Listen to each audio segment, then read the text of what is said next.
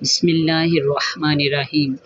سیدنا حضرت عبداللہ بن عمر بن عاص رضی اللہ تعالیٰ عنہ بیان کرتے ہیں، جامعہ ترمذی میں یہ حدیث مبارکہ ہے، رسول پاک صلی اللہ علیہ وآلہ وسلم نے ارشاد فرمایا، سب سے بہتر دعا عرفہ والے دن کی دعا ہے، اور میں نے اب تک جو کچھ کہا ہے اور مجھ سے پہلے دوسرے انبیاء نے کہا ہے، ان میں سب سے بہتر دعا یہ ہے۔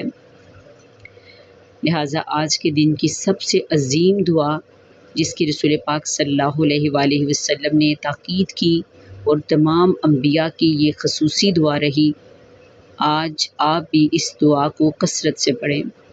لا الہ الا اللہ وحدہ لا شریک لہ لہ الملک ولہ الحمد وہو علی کل شیء قدیر۔